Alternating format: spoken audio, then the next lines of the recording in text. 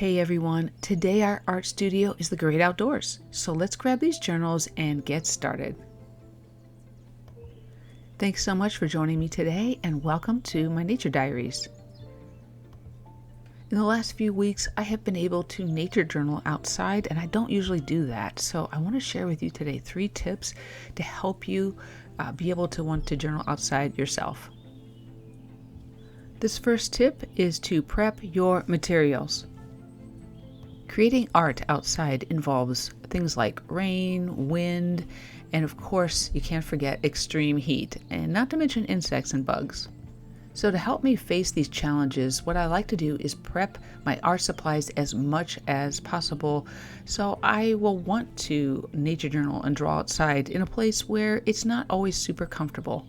And if you've seen some of my other videos, you'll have seen some of these little packs that I do make up. Having these little go bags of art supplies at the ready means that I'm not going to miss out on something that I find along the trail, whether I'm riding a bike or walking or hiking. Having these art supplies so available means that my nature journaling has only increased and gotten more interesting. When inspiration strikes, then all I really need to do is pull out my art journal and a pen or a pencil and just start sketching or whatever it is that I want to do. It has really made the difference in making me want to nature journal in the first place.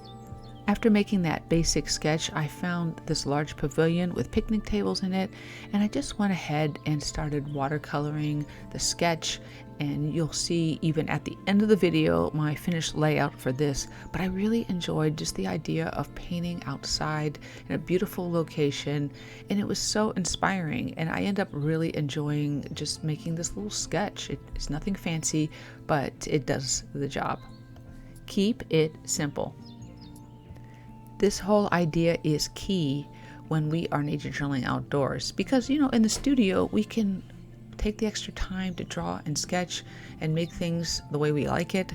But when we are outside, a lot of times we are just trying to get quick images, sketches, ideas of something that we want to draw.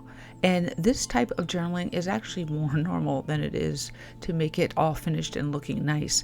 A lot of times these kind of journals were kept and they were used as inspiration for when you wanted to journal inside. A simple line drawing where you're just trying to kind of get the idea of the number of petals, the shape of the petals, the shape and the size of a leaf. Those are the things that you can just really do real quick sketchy sketches and get them in your nature journal. Even though I have had opportunities to take a little bit more time to draw or sketch outside, I still find that keeping things simple just helps me mentally overall. And that's because when we keep line art and our drawings simple, it just helps us to focus and to relax and not think, oh, I gotta get this done or I have to figure out what I'm gonna do next. I pretty much just tried to get a sketch done on one page, and then I just looked around and got inspiration for what I wanted to put on the next page of my nature journal. The nice thing is that you have the option of keeping these little line art illustrations as is, or you can add to them later as I did in these nature journals. After nature journaling this little flower, I went ahead and put it in my little portable flower press. I think this is where the idea of my layout for this particular spread came about, is I realized I can add this to my nature journal later. Take a reference photo. This subject might feel a little controversial, but truth be told, when we're outdoors, we see so many things many times that inspire us, motivate us, and want us to put it in our journals.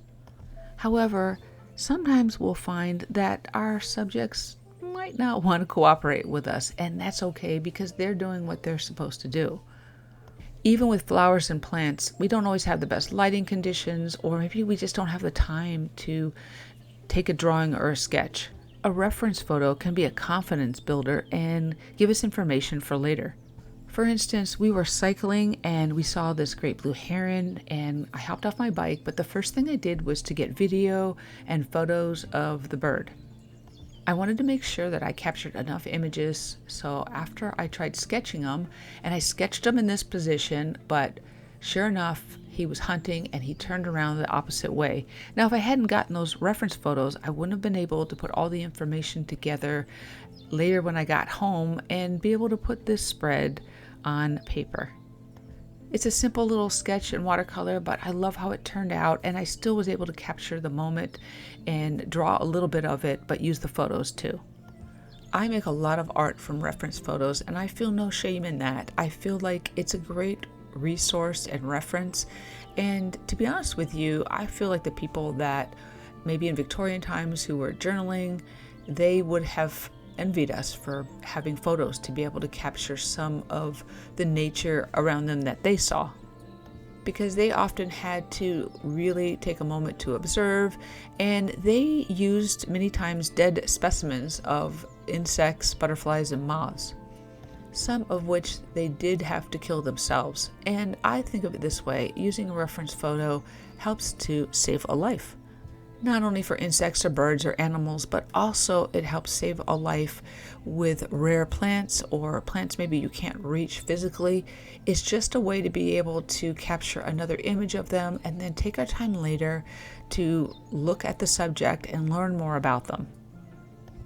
I feel like nature journaling is a really open-ended hobby because you can start learning about the names of some of these insects and plants and birds and animals, but then later on you can really start to observe things and habits that they do because you're going to know what they are. You've already been able to identify them the next time that you go out, so you'll be able to pull in richer and fuller information.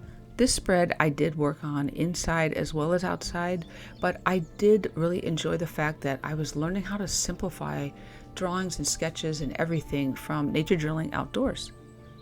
And you don't have to keep all your art outside. You can go ahead and take some of these sketches and add personal touches to them.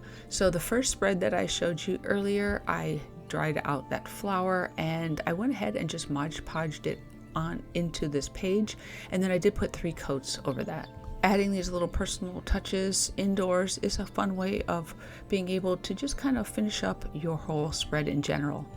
I would love to hear your thoughts on nature journaling outdoors if you do it or would like to start trying yourself. And also please subscribe if you haven't already and share the video. I have to say that making art outdoors was challenging. I had so many bug bites on our camping trip when I was nature journaling, but I loved it. I really was pushed into an area of art where I didn't feel comfortable, and I kind of liked it because it makes us do things that we don't think we are able to do. Thanks so much as always for watching, especially to the end, and remember, you are amazing and creative. Happy journaling. Bye.